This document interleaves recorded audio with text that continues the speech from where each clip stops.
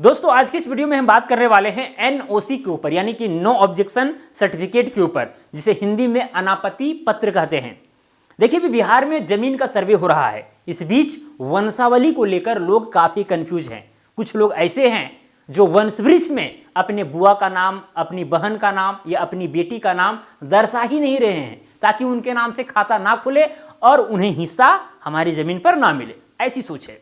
साथ में कुछ लोग ऐसे भी हैं कि भाई अपना भाई या कहिए हिस्सेदार का भी नाम नहीं दर्शा रहे हैं। अगर वो भाई बाहर में रह रहा है, उसे पता नहीं कि सर्वे हो रहा है, ठीक है, कम ही आना जाना होता है, बहुत दिनों से रह रहा है बाहर में, तो उसका भी नाम नहीं दर्शाया जा रहा है, ताकि भाई उसके नाम से खाता ना खुले और सारा जमीन मेरे नाम से हो जाए। तो इस तरह की समस्याएं हैं, बहुत सारे कन्फ्यूजन हैं। तो दोस्तों, अगर आप भी कन्फ्यूज हैं कि भाई जो वंशावली है उसमें बहन या बेटी या बुआ जो है उसको दर्शाना है या फिर नहीं है, तो इस वीडियो को देखिए। अगर आप दर्शाते हैं तो कैसे बचेंगे और नहीं दर्शाते हैं तो क्या होगा, इसको समझिए। सबसे पहले मैं दोस्तों आपको क्लियर कर दूं, स्पष्ट कर दूं कि जो हिंदू उत्तराधिकार संशोधन अधिनियम 2005 है, साथ में सुप्रीम कोर्ट का जो लेटेस्ट जजमेंट आया है 2020 में अगस्त महीना में, इससे पूरा साफ हो जाता है कि भाई पुरुष हो या फिर महिला हो या फिर कहिए लड़का हो या लड़की, पिता की संपत्ति पर या पैतृक संपत्ति पर बराबर बराबर हिस्सा रखते हैं। अगर वही मुस्लिम पर्सनल लॉ में देखा जाए तो जितना एक लड़का को मिलेगा, भाई को मिलेगा, उसका आधा बहन को मिलता है। तो ये सिस्टम है उसमें। ओके, तो यहां पर दोस्तों जब हिस्सा मिलना ही है तो भाई अगर हम वंशवृक्ष में ना दर्शाएंगे तो क्या होगा। देखिए, अगर आप वंशवृक्ष में नहीं दर्शाते हैं और सर्वे हो जाता है, आप जितने भी भाई, मान के चलिए कि जेड नाम से एक जमीन है। ओके, अब इसके जो है दो बेटे थे, एक था ए और एक था बी, और एक बेटी थी सी नाम से। ओके, तो अब क्या हुआ कि भाई जेड के नाम से संपत्ति था। ओके, अब क्या हुआ कि ए और बी जो है वंशावली में दर्शाया गया, सी को नहीं दर्शाया गया। तो क्या होगा, जितना भी संपत्ति है ये दोनों के नाम से जो है हो जाएगा खाता। दोनों, अगर दोनों संयुक्त रूप से खुलाना चाहेंगे तो संयुक्त रूप से खुलेगा, अगर अलग अलग खुलाना चाहेंगे तो अलग अलग भी फॉर्म भर के जमा कर सकते हैं और खुलवा सकते हैं। तो ये चीज तो हो गया। अब सी का नाम जो है नहीं दिया गया। अब नहीं दिया गया तो चलिए खाता खुल जाएगा, जमीन का जिस तरह से दखल कब्जा है उस आधार पर भाई ए और बी जो है अपना काम में लग जाएंगे, कोई दिक्कत नहीं होगा। लेकिन अगर सी जो है भविष्य में कभी आपत्ति करती है इस जमीन पर कि नहीं मेरा भी इसमें हिस्सा है, मेरे भाइयों ने जो है धोखाधड़ी करके वंशावली में नाम न दर्शा करके जो है सर्वे अपने नाम से करवा लिए हैं, अगर ये आपत्ति करती है, मामला कोर्ट में जाता है, तो फिर आप फंस सकते हैं। आप फंस सकते हैं, आपके ऊपर जो है धोखाधड़ी वाला मामला दर्ज हो सकता है। और भाई जितना इसका हिस्सा बन रहा है वो तो मिलवे करेगा, साथ में जो आप ठगे हैं उसका भी कार्रवाई आप पर होगी।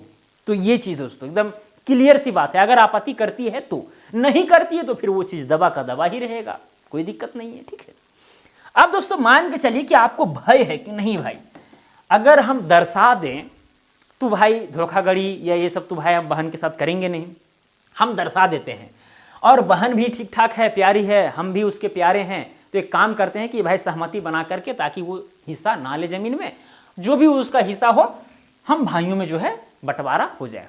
इस तरह का आप चाहते हैं पेपर बनवाना, तो दोस्तों आपको क्या करना पड़ेगा, एनओसी बनाना पड़ेगा, नो ऑब्जेक्शन सर्टिफिकेट जिसको कहते हैं। एक्चुअली एक प्रकार का ये एफिडेविट है जो अपने बहन से आप बनवाएंगे। अगर बहन बनवा के दे देती है, बना के दे देती है, तो फिर जब फॉर्म आप जमा करेंगे, अगर उसको भी अटैच करके देंगे तो फिर बहन के नाम से खाता नहीं खुलेगा, और जो भी बहन का हिस्सा हो रहा होगा ये दोनों भाइयों में या जितने भी भाई होंगे उनमें बंटवारा हो जाएगा। ओके, अब समस्या ये है कि भाई एनओसी बनाया कैसे जाए, एनओसी बनाया कैसे जाए, ये बात है।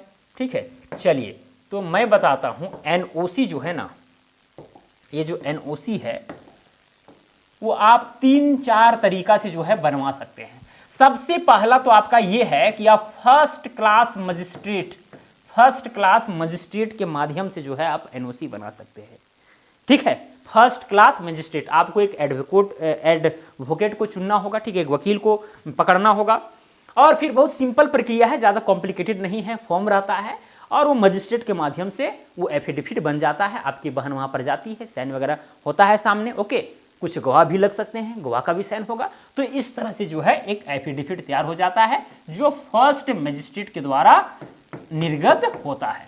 अब इससे क्या होगा ये आपका एकदम मजबूत पेपर हो जाएगा, मजबूत एनओसी हो जाएगा। ठीक है, बहन इसमें साफ साफ बोल देगी कि भाई मेरा हिस्सा हो रहा था लेकिन मुझे कोई आपत्ति नहीं है, मेरा जो हिस्सा है वो मेरे भाइयों में बंटवारा हो जाए, हमको इससे कोई दिक्कत नहीं है, हमारे वारिसान को भी दिक्कत नहीं होगा, और ये जो मैं कह रही हूँ या कर रही हूँ बिना डराए बिना धमकाए हुए कह रही हूँ। ठीक है, ये सारी चीज़ें इसमें लिखी जाएगी। ठीक है, और फर्स्ट क्लास मजिस्ट्रेट से जो है पास हो जाएगा, तो ये एक एनओसी के रूप में आपका हो गया। ठीक है, अब इस चीज़ को जो है आप लगा सकते हैं, फॉर्म जो भर के आप शिविर में जमा कर रहे हैं, कार्यालय में जमा कर रहे हैं, वहाँ पर आपको जमा कर देना है। ठीक है, तो बहन के नाम से जो है खाता नहीं खुलेगा, उसको हिस्सा नहीं मिलेगा और बाद में भी कोई दिक्कत वैसा नहीं होगा। ठीक है, तो ये चीज़ है दोस्तों, फर्स्ट क्लास मजिस्ट्रेट से अगर बनाते हैं तो। और भी तरीका है, कई लोग जो है नोटरी के माध्यम से जल्दबाजी में, अब जल्दबाजी में बनाना है, ये मजिस्ट्रेट वगैरह वाला चक्कर नहीं लगाना है, ये वकील और एडवोकेट का चक्कर नहीं लगाना है, तो आप डायरेक्ट नोटरी वाला काम कराइए, नोटरी करवा दीजिए। ओके, 10-20 रुपये स्टाम्प पेपर पर जो है ये सारी चीज़ें लिखी जाएंगी एफिडेविट के रूप में, और साथ में उसका नोटरी करवा दिया जाएगा, तो वो भी जो है एक पेपर रहेगा। और उसमें भी जो बातें मैं अभी बता रहा था कि भाई बहन ये शपथ लेगी कि भाई जो भी उसका हिस्सा हो रहा है अपने भाइयों में जो है वितरित कर दे रही है और उसको कोई आपत्ति नहीं है होगी, और साथ में जो है भविष्य में भी ऐसा नहीं होगा। ठीक है, और बिना डराए बिना धमकाए हुए ऐसा वो कर रही है, कह रही है। ठीक है, सारी चीज़ें होंगी, लिखी जाएगी और इसका नोटरी हो जाएगा। ओके, तो ये भी वैलिड है, ऐसा कोई बात नहीं है। और भी तरीका है दोस्तों, मान के चलिए कि भाई आप जो है फर्स्ट क्लास मजिस्ट्रेट नोटरी मतलब कोर्ट वगैरह का चक्कर नहीं लगाना चाहते, तो आप चाहेंगे तो सीओ के पास जो है आप आवेदन दे सकते हैं। वहाँ से भी जो है ये बहन जो है जाएगी और एक आवेदन लिखेगी, भाई सेवा में अंचलाधिकारी फलना जगह, ठीक है, कहाँ है, सब प्रखंड वगैरह का अंचल वगैरह का नाम लिखा जाएगा, विषय एनओसी के संबंध में। ठीक है, महाशय सवेरे निवेदन यह है कि मैं फलाना यहाँ के रहने वाली हूँ, मेरा जो मायके है यहाँ पर है, मेरा जो है मतलब पिताजी के संपत्ति पर इतना हिस्सा हो रहा था जो कि मैं लेना नहीं चाहती हूँ, मैं स्वेच्छापूर्वक जो है भाइयों के बीच बंटवारा करना चाहती हूँ, हमको उससे कोई दिक्कत नहीं है, भविष्य में भी ऐसा दिक्कत नहीं होगा, और भी जो मैटर है पूरा ऐड करवा देना है। इस तरह से सीईओ के पास जाएगा, अगर सीईओ अगर आदेश कर देते हैं तो वो भी जो है एक एनओसी के रूप में आपका काम करेगा। ठीक है, अब जो है आप इसके ऊपर भी जा सकते हैं एसडीओ के पास, अगर सीईओ के पास काम हो रहा है तो एसडीओ के पास भी होगा। अब यहाँ पर भी जो है आप बनवा सकते हैं, यही अनुमंडल पदाधिकारी होते हैं। जिस तरह से आप सीईओ के पास आवेदन कर रहे हैं उसी तरह से यहाँ पर अनुमंडल पदाधिकारी हो जाएंगे, विषय वही रहेगा, कंटेंट वही रहेगा। ओके, नीचे जो है सो साइन रहेगा, किसका रहेगा, ये बहन बनवाएगी, एसडीओ के पास बनवाए या सीईओ के पास बनवाए या नोटरी करवाए या फर्स्ट क्लास मजिस्ट्रेट से बनवाए, ये सारा काम जो है बहन को करना है। हालांकि आप उसको सपोर्ट कर सकते हैं, है कि नहीं। एक तो भाई ज़मीन जो है आपके नाम से वो दे रही है, आपको कर दे रही है, तो सपोर्ट तो करना होगा, कुछ खर्चा पानी तो देना होगा। कुछ हो सके तो सभी भाई मिल करके कुछ उसको दान के रूप में कुछ दे दीजिए, सोना चांदी जो होता है, थोड़ा बहन भी खुश रहेगी कि चलो भाई हम तो एनओसी कर ही दे रहे हैं, जीवन से अपना हाथ तो धो ही दे रहे हैं, कुछ दे दीजिएगा तो भला हो जाएगा शायद, तो ये भी कर सकते हैं आप। ओके दोस्तों, तो इस तरह से जो है आप एनओसी बनाइए, तो जो है आपका भविष्य में दिक्कत नहीं होगा। अगर कल चल करके आपकी बहन अगर आपत्ति दर्ज करती है या फिर उसके बेटे जो आपके फुफेरे भाई होंगे या जो भी होंगे अगर आपत्ति करते हैं तो फिर वहाँ पर जो है आपको दिक्कत नहीं होगा। ठीक है, तो इस तरह से आप एनओसी बनाएं, कोई बड़ी बात नहीं है दोस्तों, और किसी भी चीज़ को छिपाने का प्रयास नहीं करेंगे। अगर छिपाएंगे कल होकर के किसी तरह का दिक्कत होगा तो फिर आप दिक्कत में पड़ जाएंगे। अगर आपको ऐसा लगता है कि छिपाने से भी काम हो जाएगा तो आपके ऊपर है। और एक काम आप ये भी कर सकते हैं कि भाई जो भी पिताजी के नाम से या दादाजी के नाम से जो स्व अर्जित संपत्ति है, ओके, अगर वो जीवित हैं तो फिर तो भाई उन्हीं के नाम से खाता खुलेगा। लेकिन एक काम कीजिएगा, जो स्व अर्जित संपत्ति है अगर उसके पास अगर आपके पास बंटवारा नामा हो, वसीयत हो जिसमें बहन का हिस्सा ना हो, तो उसके आधार पर भी जो है बहन को हिस्सा उसमें नहीं मिलेगा। पैतृक संपत्ति है, एंसेस्ट्रल प्रॉपर्टी है, तो भाई उसमें तो हिस्सा बहन को मिलेगा ही मिलेगा। लेकिन अगर स्व अर्जित संपत्ति है तो फिर अगर मान के चलिए भाई बंधु मिल करके आप लोगों ने खरीदा है कोई संपत्ति, उसमें बहन का हिस्सेदारी नहीं बनता है, वो आप अपने भाइयों में बंटवारा कर लें, फिर आप लोग को जो है आप लोग के खाता में वो ज़मीन जुट जाएगा, बहन को नहीं मिलेगा। जो पैतृक संपत्ति है उसी में बहन दावा कर सकती है। अगर पिताजी के नाम से कोई संपत्ति, अगर पिताजी वसीयत नहीं करके गए हैं तभी बहन जो है उस पर आपत्ति कर सकती है। अगर वसीयत पिताजी करके गए हैं कि भाई हम बेटों के बीच में इस तरह से बंटवारा कर रहे हैं, ओके, वसीयत लिख के गए हैं, तो वैसे कंडीशन में जो है बेटी दावा नहीं कर सकती, केवल पैतृक संपत्ति जो रहेगा उसी कंडीशन में दावा करेगी। तो ये भी चीज़ है, अगर यहाँ पर आपको कोई वैसा दिखता है तो फिर वो भी काम करवा लेना है, ताकि बहन को जो है वहाँ पर हिस्सा ना मिल पाए। तो इस तरह से भी आप काम कर सकते हैं, ठीक है।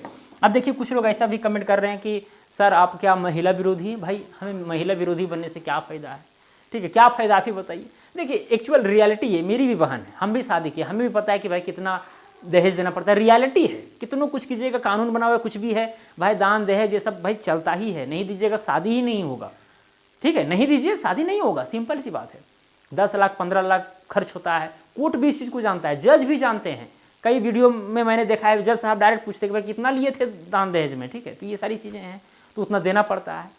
तो उसके बाद भी जो है अब बहन जहाँ गई है, ससुराल गई है, वहाँ पर तो भाई अपने पिता मतलब पति पर जो है तो हक रखती ही है। अगर कल होकर के डिवोर्स होता है तो भाई मेंटेनेंस का वहाँ पर खर्च मांगती है, ठीक है, उनको उसको भी जो है हिस्सा वहाँ पर मिलता है। तो इस तरह से तो भाई वहाँ पर तो अधिकार वो जमा लेती है, लेकिन उसके बावजूद भी जो यहाँ पर पूर्णतः जो अधिकार जो मिल रहा है अलग से, हालांकि मिलना चाहिए, एकदम रियलिटी है। देखिए है क्या यहाँ पर दोस्तों, एक चीज़ समझने वाली बात है कि वंशावली में केवल आप अपने परदादा दादा पिताजी ये सब का नाम दर्शा रहे हैं। अगर महिला का नाम नहीं दर्शाएंगे तो भाई जहाँ आपकी बहन गई है, आपकी बेटी गई है, आपकी बुआ गई है, क्या वहाँ के लोग आपकी बुआ को या आपकी बेटी को दर्शाएंगे? वंशावली में नहीं दर्शाएंगे।